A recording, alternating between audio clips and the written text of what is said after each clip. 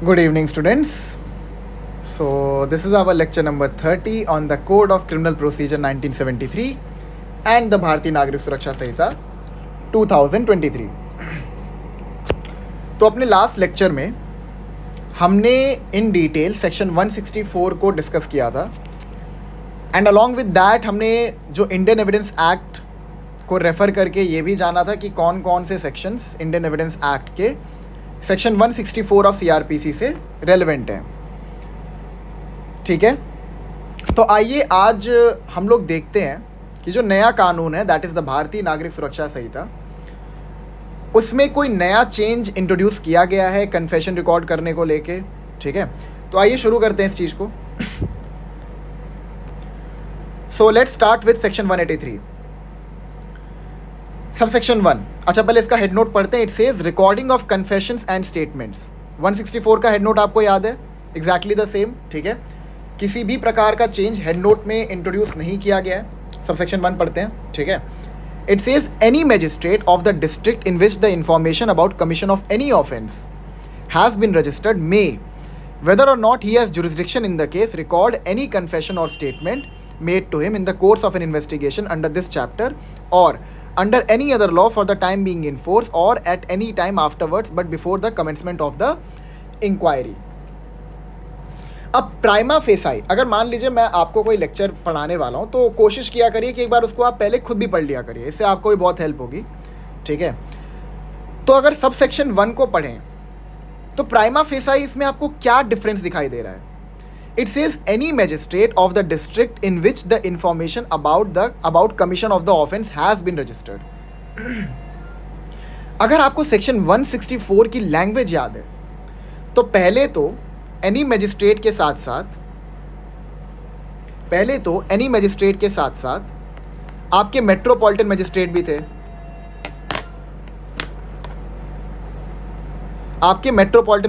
थे. ठीक है, तो अब मेट्रोपॉलिटन मैजिस्ट्रेट की जो पोजीशन है उसको बीएनएसएस से हटा दी गई है. अब बीएनएसएस में मेट्रोपॉलिटन मैजिस्ट्रेट की पोजीशन नहीं है. मेट्रोपॉलिटन मैजिस्ट्रेट आपको याद है ना कि अगर कोई मेट्रोपॉलिटन एरिया है, ठीक है, मेट्रोपॉलिटन एरिया हम किसे कहते हैं, जहाँ पे मेट्रो चलती है ना. नहीं, मेट्रोपॉलिटन एरिया हम उसे कहते हैं जहाँ पर जो पॉपुलेशन होती है इट इज़ 1 मिलियन और मोर देन 1 मिलियन. ठीक है, तो जो आपका मेट्रोपॉलिटन एरिया है, जो आपके मेट्रोपॉलिटन मैजिस्ट्रेट होते थे, ये सारा का सारा कंसेप्ट हटा दिया गया है. ठीक है, इसीलिए अब जो एनी मैजिस्ट्रेट है वहाँ पर आपको मेट्रोपॉलिटन मैजिस्ट्रेट नहीं मिलेंगे.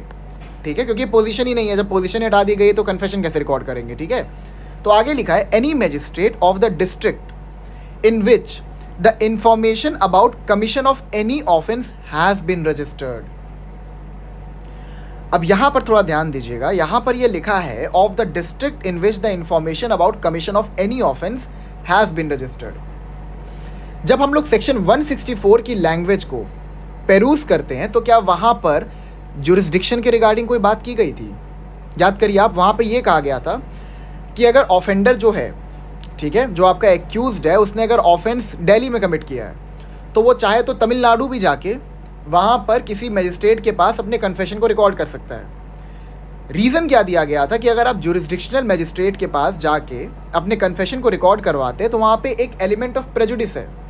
एलिमेंट ऑफ प्रेजुडिस इस कंटेक्स्ट में है कि वो जो मैजिस्ट्रेट है उसके पास सारी की सारी एविडेंसेस जा रही हैं, सारी की सारी फ़ोटोज़ जा रही हैं जो क्राइम से रिलेटेड है. सपोज़ मर्डर का क्राइम था, ठीक है, अब वो जो मैजिस्ट्रेट है उसके पास उस मर्डर से रिलेटेड सारी फ़ोटोज़ गई हैं. अब उसने देखा है कि एक्यूज़ ने कितने ग्रूसम तरीके से मर्डर कमिट किया है, तो ऑब्वियस सी बात है यहाँ पर एक एलिमेंट ऑफ प्रेजुडिस है. और अगर एलिमेंट ऑफ प्रेजुडिस वहाँ पे पहले से प्रेजेंट है तो उसकी वजह से जो कन्फेशन मेकर है वो प्रॉपरली कन्फेशन नहीं दे पाएगा, ये प्रिज्यूम किया जा रहा है. ठीक है, तो पहले हमने ये पढ़ा था कि वेदर और not he has the jurisdiction in the case. ठीक है, irrespective of the area where the magistrate is sitting, हमने ये पढ़ा था पहले. लेकिन अभी अगर आप सेक्शन 183 के सब सेक्शन 1 को पढ़ते हैं तो यहाँ पर क्या कर दिया गया है. It says any magistrate of the district in which the information about commission of any offense has been registered. मैं समझाता हूँ इसका मतलब क्या है. आपको याद होगा ये एक सेशन डिवीजन होता है जिसको हम लोग डिस्ट्रिक्ट भी कहते हैं, ठीक है।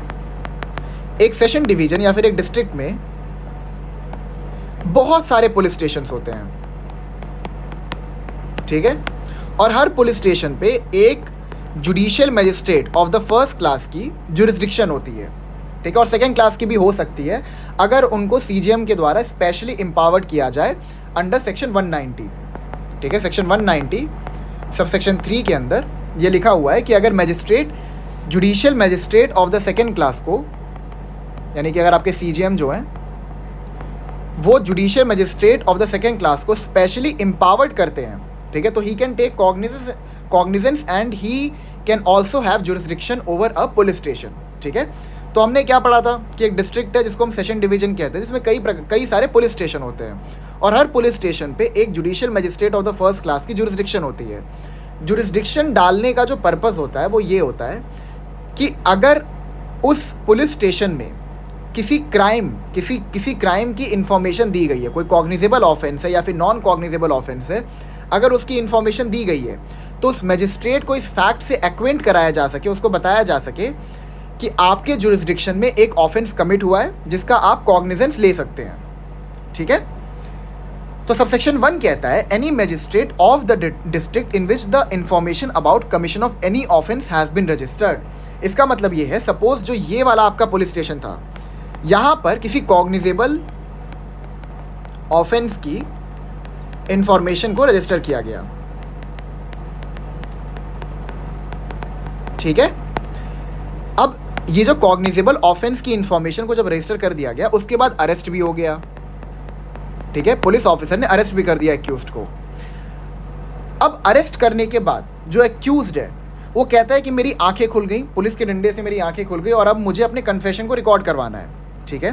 तो अब अगर वो चाहे तो ये ज़रूरी नहीं है कि अरेस्ट होने के बाद जो जुरिस्डिक्शनल मैजिस्ट्रेट है उस डिस्ट्रिक्ट के पुलिस स्टेशन में, मतलब जो उस डिस्ट्रिक्ट का पुलिस स्टेशन है स्पेसिफिकली जहाँ पर इंफॉर्मेशन को रजिस्टर किया गया है, जो उसका जुरिस्डिक्शनल मैजिस्ट्रेट है उसके पास नहीं जाके अगर वो चाहे तो उसी डिस्ट्रिक्ट में, ठीक है, कोई और मैजिस्ट्रेट है उसके पास जाके अपने कन्फेशन को रिकॉर्ड करवा सकता है। मतलब जो पहले आपका केस सिनेरियो था कि अगर आप चाहें फ्रॉम वन स्टेट टू किसी और स्टेट में ट्रैवल करके वहाँ पर आप कन्फेशन को रिकॉर्ड करवा सकते हैं, ठीक है। ये चीज़ अब एफेस कर दिया गया है, this thing has been removed from the ambit of confession. अब आप ये चीज़ नहीं कर सकते। अब जो जिस डिस्ट्रिक्ट में आपके अगेंस्ट में इंफॉर्मेशन को रजिस्टर किया गया है, आप उस ही डिस्ट्रिक्ट में किसी और मजिस्ट्रेट के पास जाके, जिसका जुरिस्डिक्शन नहीं है उस केस को ट्राई करने का, किसी और मजिस्ट्रेट के पास जाके अपने कन्फेशन को रिकॉर्ड करवा सकते हैं, ठीक है। तो ये आपका पहला मेजर चेंज इंट्रोड्यूस हुआ है सेक्शन 183 सब सेक्शन 1 के अंदर। आगे बढ़ते हैं। Any magistrate of the district in which the information about commission of any offence has been registered may, whether or not he has jurisdiction in the case, record any confession or statement made to him in the course of an investigation under this chapter or under any other law for the time being in force or at any time afterwards but before the commencement of the inquiry or trial।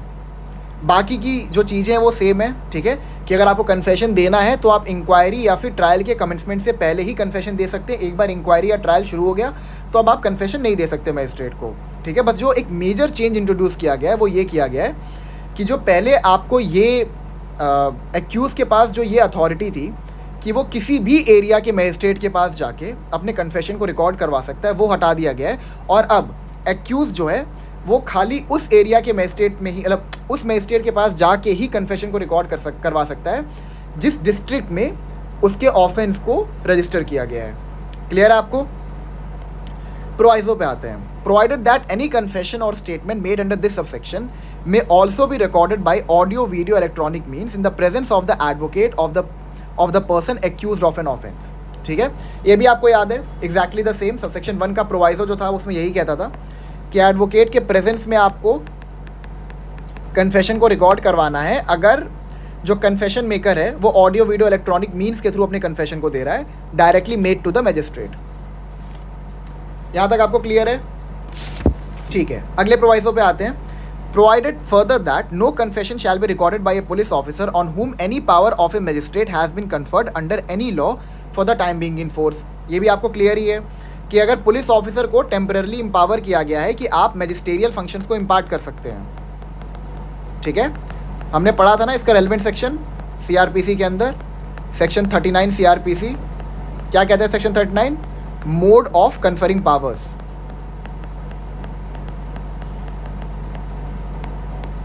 ठीक है, मतलब अगर किसी police officer को magisterial functions, magisterial duties दी गई हैं, तो while he is being a magistrate also exercising the power of a magistrate, he do not hold the authority to record the confession. Confession वो रिकॉर्ड तब भी नहीं कर सकता even though is imparting magisterial duties and function. Subsection 2, the magistrate shall, before recording any such confession, explain to the person making it that he is not bound to make a confession, and that if it does so, it may be used as evidence against him, and the magistrate shall not record any such confession unless, upon questioning the person making it, he has reason to believe that it is being made voluntarily.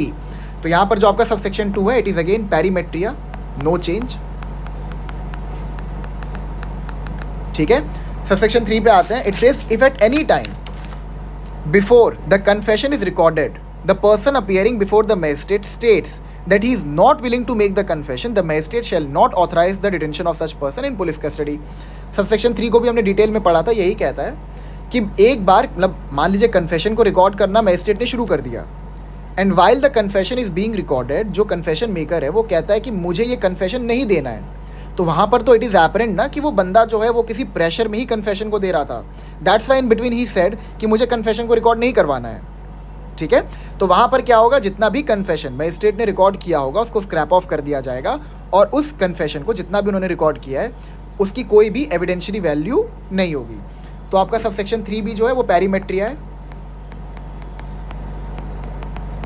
ठीक है, subsection 4, any such confession shall be recorded in the manner provided in section 316 for recording the examination of an accused person, and shall be signed by the person making the confession, and the magistrate shall make a memorandum at the foot of such record to the following effect: I have explained to XYZ that he is not bound to make a confession, and that if he does so, any confession he may make may be used as evidence against him, and I believe that this confession was voluntarily made, it was taken in my presence and hearing, and was read over to the person making it and admitted by him to be correct, and it contains a full and true account of the statement made by him. ये भी same है, इसमें कोई भी change नहीं हुआ है. ठीक है, बस आपका जो सेक्शन 281 था उसको सेक्शन 316 से रिप्लेस कर दिया गया है BNSS के. क्लियर है? बाकी ये सेम ही है, इसमें कोई भी चेंज इंट्रोड्यूस नहीं किया गया है. पैरीमेट्रिया, पैरीमेट्रिया का मतलब क्या होता है? Exactly the same. ठीक है, मतलब जो इसका करस्पॉन्डिंग प्रोविजन है it is exactly the same, no change has been introduced. Subsection 5 पे आते हैं. Any statement other than a confession made under subsection 1 shall be recorded in such manner hereinafter provided for the recording of evidence as is in the opinion of the magistrate best fitted to the circumstances of the case, and the magistrate shall have power to administer oath to the person whose statement is so recorded. हमने ये पढ़ा था कि subsection 4 तक आपकी confession की बात होती है, लेकिन सबसेक्शन 5 में स्टेटमेंट की बात होती है. और स्टेटमेंट कौन कौन रिकॉर्ड करवा सकता है? विटनेस. ठीक है, विटनेस करवा सकता है, आपका एक्यूज्ड करवा सकता है, एंड आपका विक्टिम भी करवा सकता है. ठीक है, फिर से पढ़ते हैं एक बार. Any statement other than a confession made under subsection 1 shall be recorded in such manner hereinafter provided for the recording of evidence as in the opinion of the magistrate best fitted to the circumstances of the case, and the magistrate shall have power to administer oath to the person whose statement is so recorded.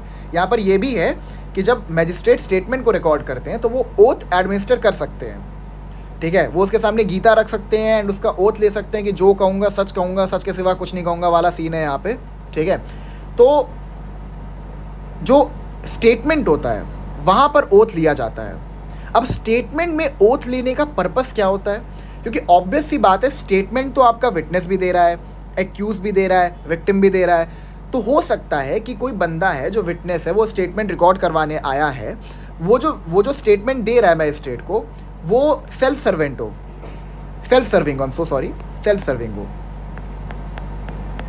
ठीक है, self serving का मतलब यहाँ पर ये है कि वो बेसिकली ऐसा स्टेटमेंट दे रहा है जो एक्यूज्ड के फेवर में जा रहा है, ताकि एक्यूज जो है वो बच सके, क्योंकि जो भी स्टेटमेंट मैजिस्ट्रेट रिकॉर्ड करते हैं उसकी एविडेंशियरी वैल्यू होती है. क्लियर आपको ये चीज? ठीक है, आगे बढ़ते हैं. 6th पर आते हैं.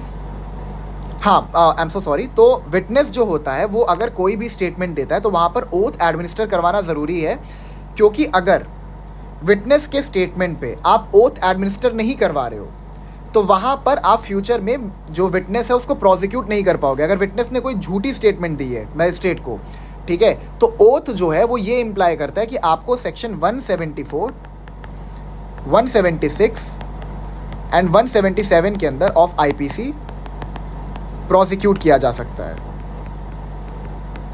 क्लियर है आपको यहाँ तक? आगे बढ़ते हैं, ठीक है। 6A, in cases punishable under section 64 to section 124 of Bharatiya Nyaya संहिता।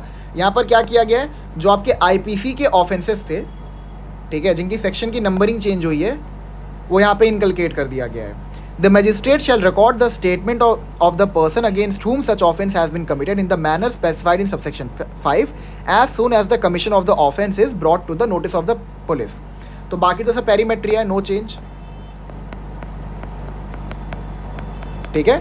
बस जो आपके सेक्शंस हैं उनको रिप्लेस कर दिया गया है with the sections of BNS, ठीक है, भारतीय न्याय संहिता। प्रोविजो पे आते हैं। Provided that such statement shall as far as practicable be recorded by a women magistrate and in her absence by a male magistrate in the presence of a women. अब देखिए यहाँ पर एक चेंज इंट्रोड्यूस किया गया है, ठीक है। जो आपका प्रोवाइजो है ये एक एडिशन है। ये प्रोवाइजो कहता क्या है? ये प्रोवाइजो कहता है कि जब कोई वुमेन विक्टिम है जिसके स्टेटमेंट को रिकॉर्ड किया जा रहा है, ठीक है, कोई वुमेन विक्टिम है जिसके स्टेटमेंट को रिकॉर्ड किया जा रहा है बाय ए मैजिस्ट्रेट, तो वहाँ पर अगर कोई फीमेल मैजिस्ट्रेट प्रेजेंट है तो वही उसके स्टेटमेंट को रिकॉर्ड करेगी। क्योंकि देखिए एक फीमेल विक्टिम है, एक विक्टिम है, ठीक है, एक वुमेन है जिसके अगेंस्ट में कोई ऑफेंस कमिट किया गया है। अब वो ऑफेंस रेप का भी हो सकता है। अब आप उसके स्टेटमेंट को रिकॉर्ड करवा रहे हैं, ठीक है, तो हो सकता है किसी मेल मैजिस्ट्रेट के सामने while she is giving her statement she is not feeling comfortable, but अगर कोई फीमेल मैजिस्ट्रेट है तो उनके सामने she can get open up, ठीक है, और जो भी बातें, जो भी इंट्रिकेट डिटेल्स हैं उस ऑफेंस से रिलेटेड वो ओपनली उनको बता सकें। दैट्स वाई ये प्रोवाइजो को ऐड किया गया है कि एज फार एज प्रैक्टिकेबल, मतलब रीजनेबल होना चाहिए। मतलब ऐसा नहीं है कि अगर फीमेल मैजिस्ट्रेट प्रेजेंट नहीं है तो आप तब भी कहीं से किसी सुप्रीम कोर्ट के फीमेल जज को लेके आओ और उनसे करवाओ रिकॉर्ड, ऐसा कुछ नहीं है। As far as practicable signifies कि अगर एक फीमेल मैजिस्ट्रेट प्रेजेंट है तब तो ठीक है, ठीक है। यहाँ पे आगे लिखा है and in her absence by a male magistrate in the presence of a women.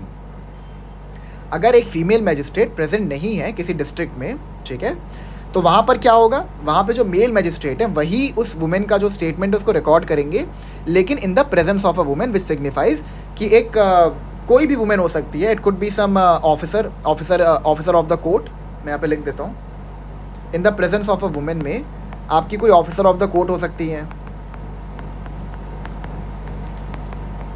ठीक है, या फिर वुमेन विक्टिम की जो गार्जियन है वो हो सकते हैं, उसके जो लीगल आयर्स है उनमें से कोई एक हो सकता है, ठीक है। तो इन the presence of a women जो है इसको इसीलिए लिखा गया कि अगर कोई फीमेल मैजिस्ट्रेट है वो अवेलेबल ही नहीं है डिस्ट्रिक्ट में, कोई भी फीमेल मैजिस्ट्रेट नहीं है उस डिस्ट्रिक्ट में, तो वहाँ पर आप ऐसा थोड़ी है कि फिर किसी और डिस्ट्रिक्ट से किसी फीमेल मैजिस्ट्रेट को बुलाएंगे। क्योंकि अगर आप ऐसा करते हो, अगर आप किसी और डिस्ट्रिक्ट से किसी फीमेल मैजिस्ट्रेट को बुलाते हो तो that will go against the language of subsection 1 ना, जिसने ये कहा है कि उस ही डिस्ट्रिक्ट में, ठीक है, जिस डिस्ट्रिक्ट में ऑफेंस को रजिस्टर किया गया है उस ही डिस्ट्रिक्ट में आप अपने कन्फेशन को रिकॉर्ड करवा सकते हो। तो it will go against the principle of subsection 1, ठीक है।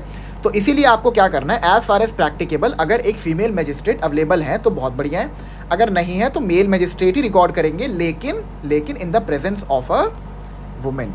और वो वुमेन कोई भी हो सकता है, वो विक्टिम के गार्जियन हो सकते हैं, उसके लीगल आयर हो सकते हैं, या फिर अगर कोई ऑफिसर इन द कोर्ट है, ठीक है, कोई female officer in the court है तो उनके सामने भी वो अपने कन्फेशन को, अपने स्टेटमेंट को रिकॉर्ड करवा सकती हैं, ठीक है। तो ये भी एक नया एडिशन है, इसको आप मार्क कर लीजिएगा। Provided further that in cases relating to the offences punishable with imprisonment for 10 years और मोर और विद इम्प्रीजनमेंट फॉर लाइफ और with death, the magistrate shall record the statement of the witness brought before him by the police officer. अब ये क्या है, ये क्या है, ये तो काफ़ी इंटरेस्टिंग हो गया, ये भी हमने प्रोवाइजो पहले नहीं देखा था, ठीक है। It says provided further that in cases relating to the offences punishable with imprisonment for 10 years और मोर। यहाँ पर उन ऑफेंसेस की बात कर रहा है ऑफेंसेस जिनकी पनिशमेंट 10 साल,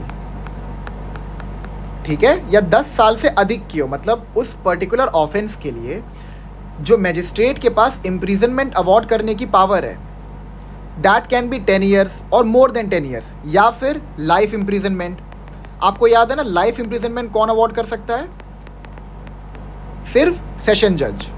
उनके अलावा, सेशन जज और एडिशनल सेशन जज के अलावा किसी के पास भी ये पावर नहीं है कि वो लाइफ इम्प्रिजनमेंट अवॉर्ड कर सकते हैं एक सेशन डिवीजन में, ठीक है।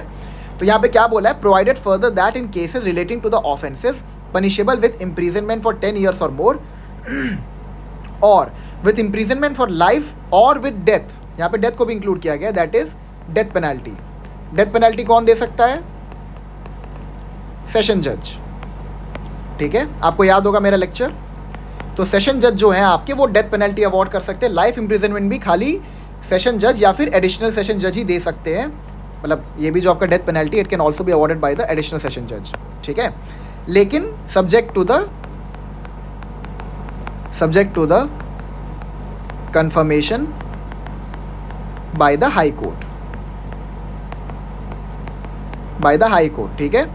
और हाई कोर्ट आपका जो है सेक्शन 366 से लेके 371 के अंदर जो आपका सीआरपीसी का प्रोविज़न है, वहाँ पर जो हाई कोर्ट है वो डेथ सेंटेंस को या तो कंफर्म करता है या फिर उसको अल्टर कर सकता है। जो भी है वो आप पिछले लेक्चर को रेफ़र कर सकते हैं, मैंने आपको बस रेफरेंस के लिए बता दिया गया है। It is chapter 28 of CrPC, ठीक है। क्लियर है आपको यहाँ तक? तो यहाँ पे क्या कहता है proviso? It says provided further that in cases relating to the offences punishable with imprisonment for 10 years और मोर और विद इम्प्रिजनमेंट फॉर लाइफ और with death, the magistrate shall record the statement of the witness brought before him by the police officer, ठीक है। अब यहाँ पर जो ये आपका प्रोवाइजो है, it is a manifestation of a judgment, ठीक है। आपका एक जजमेंट आया था जिसे हम कहते हैं जोगेंद्र नाहक versus state of Orissa. Jogendra नाहक वर्सेस स्टेट ऑफ उड़ीसा, ठीक है। यहां पर सुप्रीम कोर्ट ने यह ऑब्जर्व किया था कि अगर सेक्शन 164 के अंदर किसी विटनेस को अपने स्टेटमेंट को रिकॉर्ड करवाना है तो वहां पर he must be sponsored by the police officer. यहां मैं लिख देता हूं, if a witness wanted to get his statement recorded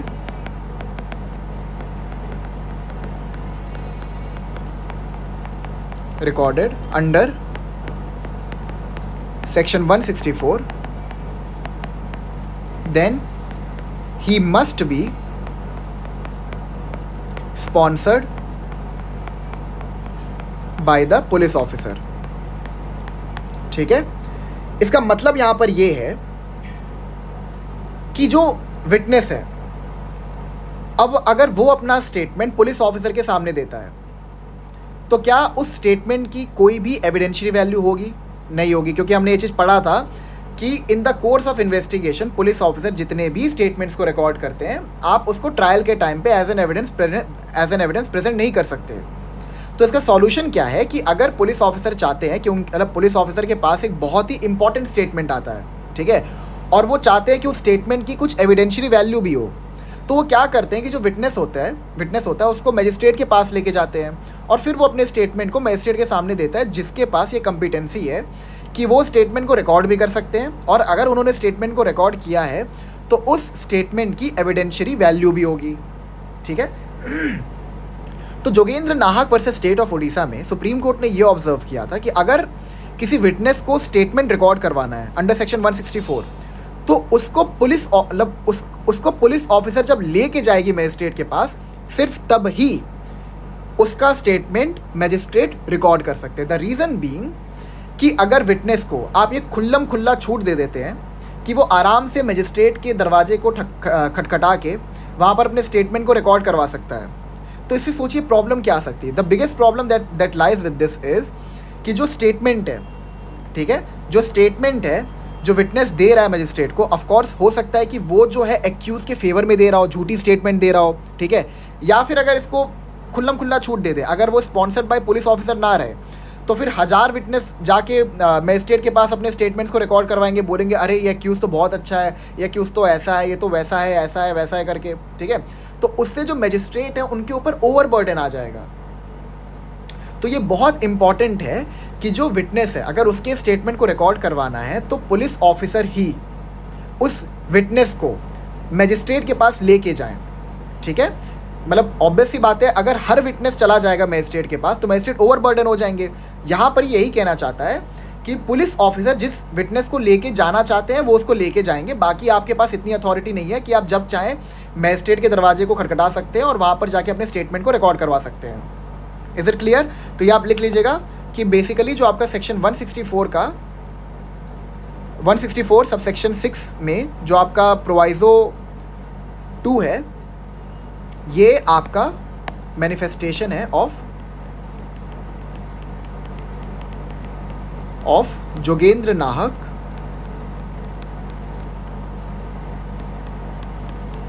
versus state of Orissa. ठीक है, आगे पढ़ते हैं।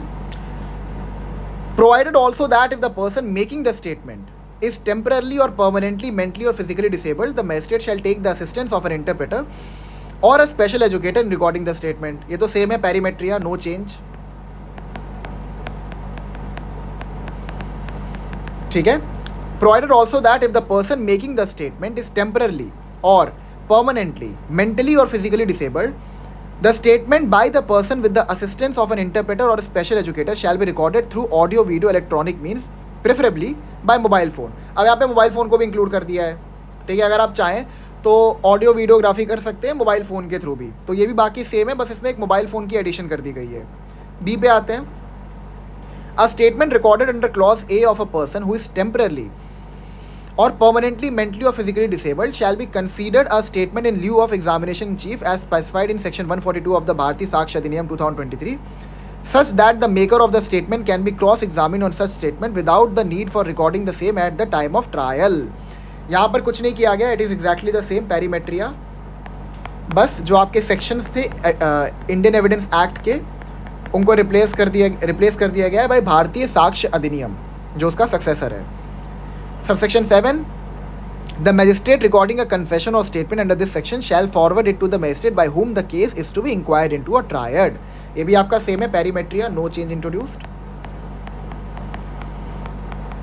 ठीक है, मतलब बेसिकली क्या कहता है सबसेक्शन 1 कि मैजिस्ट्रेट जिनके पास जुरिस्डिक्शन नहीं है उस केस को ट्राई करने की, if he is recording the confession, तो वहाँ पर वो क्या करेंगे, कन्फेशन को रिकॉर्ड करके उस कन्फेशन को उस मैजिस्ट्रेट के पास भेज देंगे जिनके पास ये जुरिस्डिक्शन है to try the offence. Clear है सबसेक्शन 7? ठीक है। सो हमने क्या ऑब्जर्व किया कि section 183 which is the corresponding provision of section 164 of CRPC, उसमें 3 मेजर चेंजेस इंट्रोड्यूस किए गए हैं। ठीक है, तो ये तीनों मेजर चेंजेस हमने ब्रीफली डिस्कस कर लिया है। ठीक है, अब जो अगला टॉपिक हम लोग शुरू करने वाले हैं वो है आपका सेक्शन 167।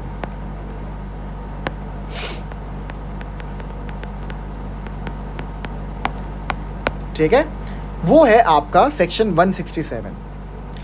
सेक्शन 167 को डिटेल में डिस्कस करने से पहले हम लोग डिस्कस करेंगे चैप्टर 5 ऑफ CRPC।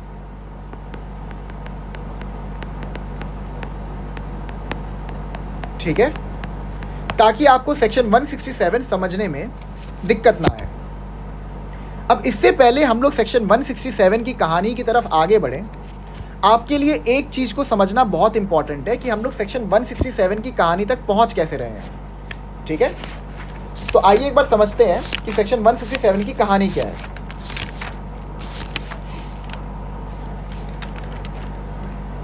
ठीक है, यहां से शुरू करते हैं नीचे से। सेक्शन 167 हमने क्या पढ़ा था? हमने पढ़ा था कि कॉग्निजेबल ऑफेंसेस की जो इंफॉर्मेशन होती है उसको पुलिस ऑफिसर सेक्शन 154 सबसेक्शन 1 में रजिस्टर करते हैं। ठीक है, फिर उसके बाद सेक्शन 156 के अंदर उनके पास ये पावर है कि वो कॉग्निजेबल ऑफेंसेस की इन्वेस्टिगेशन कर सकते हैं without getting any prior approval from the magistrate. ठीक है, फिर जो आपका इन्वेस्टिगेशन का प्रोसीजर है that has been provided under section 157। अब 157 के बाद हमने ये पढ़ा कि जो पुलिस ऑफिसर हैं जो इन्वेस्टिगेशन कंडक्ट कर रहे हैं अंडर चैप्टर 12 ऑफ सीआरपीसी, उनके पास एक पावर है कि वो किसी भी विटनेस को बुला सकते हैं। ठीक है, अटेंडेंस ऑफ विटनेस समन कर सकते हैं, कॉल कर सकते हैं उसको। ठीक है, सेक्शन 160 के अंदर पुलिस ऑफिसर के पास जो चैप्टर 12 के अंदर इन्वेस्टिगेशन कंडक्ट कर रहे हैं, ये पावर है कि वो किसी भी विटनेस को बुला सकते हैं। For what purpose? For the purpose of examination. ठीक है, एग्जामिनेशन का यहाँ पे मतलब ये है कि जो उनको लगता है, आपको याद होगा सेक्शन 160 की लैंग्वेज क्या कहती है? Appear to be acquainted with the facts and circumstances of the case. Meaning कि अगर पुलिस ऑफिसर को ये लगता है कि इस बंदे को ऑफेंस के रिगार्डिंग कुछ बातें पता है जो हमको सुननी चाहिए, जिसके स्टेटमेंट हमको रिकॉर्ड करनी चाहिए, तो वो क्या करेंगे? उसको समन कर लेंगे पुलिस स्टेशन में। ठीक है, फिर पुलिस स्टेशन में समन करने के बाद अंडर सेक्शन 161 उसका एग्जामिनेशन करेंगे, उससे पूछताछ करेंगे। पूछताछ करके पता लगाने की कोशिश करेंगे कि इस बंदे को ऑफेंस के रिगार्डिंग कोई बात पता है कि नहीं पता है। अब अगर उनको लगता है, ठीक है, आपको याद होगा सेक्शन 161 में जो लैंग्वेज यूज हुई थी, it was suppose to be acquainted with the facts and circumstances of the case. और सपोज में क्या होता है आपका? Degree of certainty is higher. मैं यहाँ पे लिख देता हूँ, in suppose degree of certainty is higher.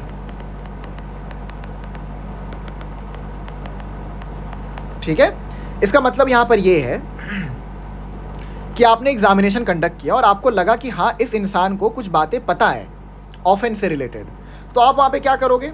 आप एग्जामिनेशन कंडक्ट करने के बाद उसके स्टेटमेंट को रिकॉर्ड कर लोगे, है कि नहीं? क्लियर है? फिर हम लोग जब सेक्शन 162 पे जाते हैं तो हमें यह पता चलता है कि पुलिस ऑफिसर जितने भी स्टेटमेंट रिकॉर्ड कर रहा है in the course of investigation, उसको तो ट्रायल पे यूज ही नहीं कर सकते।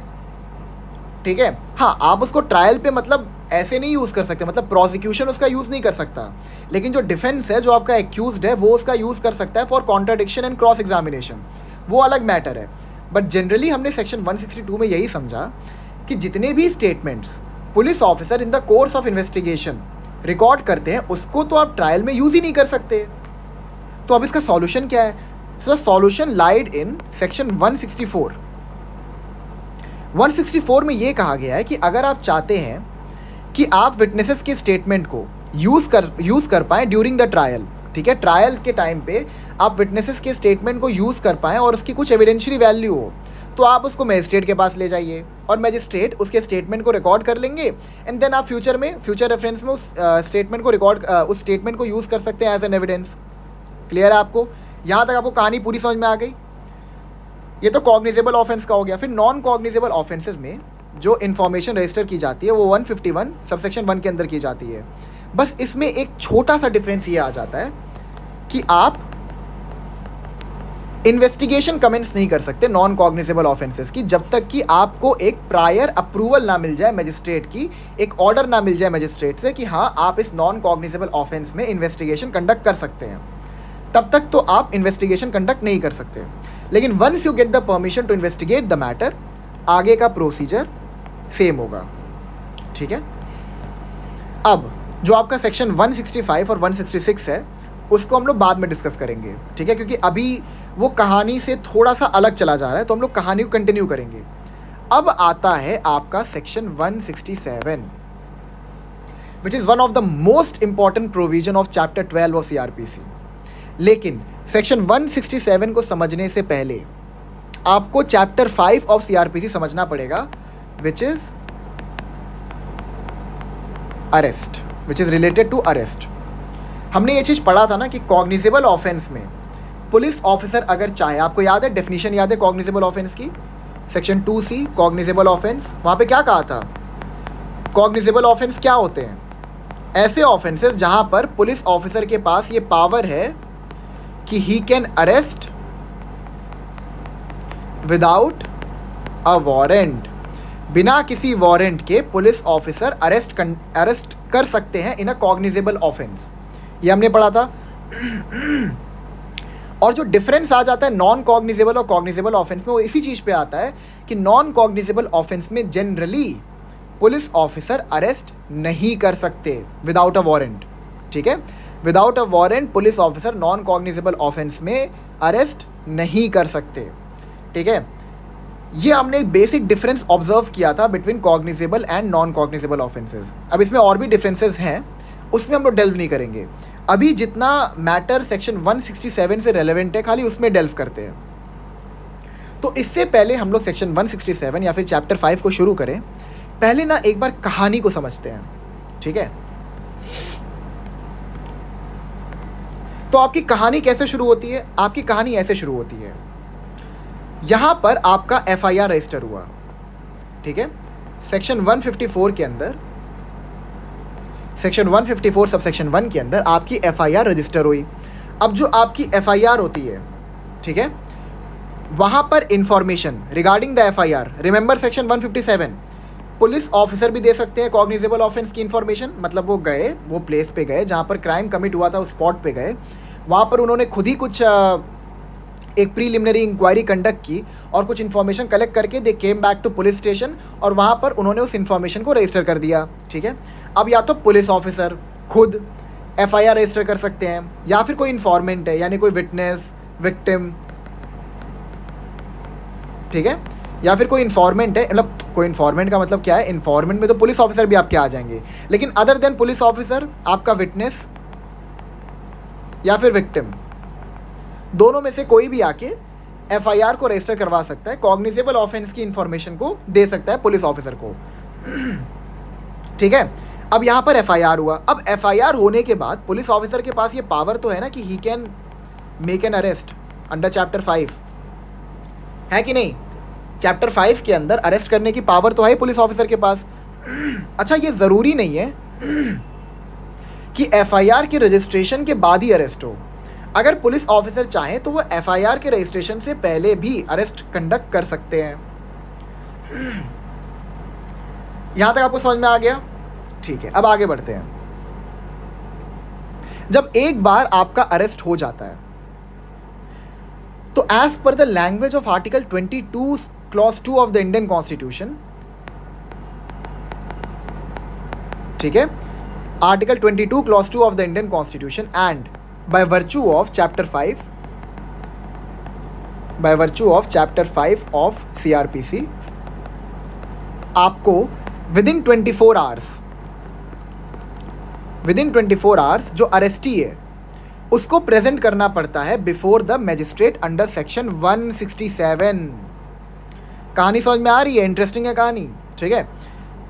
तो विदिन 24 आवर्स अरेस्ट करने के बाद आपको मैजिस्ट्रेट के सामने जो अरेस्टी होता है उसको प्रेजेंट करना पड़ता है, और विदिन 24 आवर्स अरेस्टी को मैजिस्ट्रेट के सामने प्रेजेंट करना ये अरेस्टी का एक फंडामेंटल राइट भी है। ये अरेस्टी का फंडामेंटल राइट है कि 24 घंटे के अंदर, मुझे अरेस्ट करने के 24 घंटे के अंदर तुम्हें मुझे पुलिस स्टेशन में लेके जाना पड़ेगा, मैजिस्ट्रेट के पास लेके जाना पड़ेगा, ठीक है। तो यहाँ आपकी सेक्शन 167 की कहानी आ जाती है। अब सेक्शन 167 में क्या होता है, कैसे होता है, ये हम लोग बाद में समझेंगे, ठीक है। ये बस एक इंट्रोडक्टरी पार्ट था जहाँ पे मैं आपको समझाना चाह रहा था कि चैप्टर 5 और सेक्शन 167 इसकी रेलेवेंस क्या है अभी, ठीक है। तो अब नेक्स्ट लेक्चर में हम लोग शुरू करेंगे चैप्टर 5 को, ठीक है। सेक्शन 41 से शुरू करेंगे और सारे के सारे सेक्शन पढ़ेंगे चैप्टर 5 के, उसके बाद we will go to section 167, ठीक है। तो thank you so much, let's meet in the next lecture.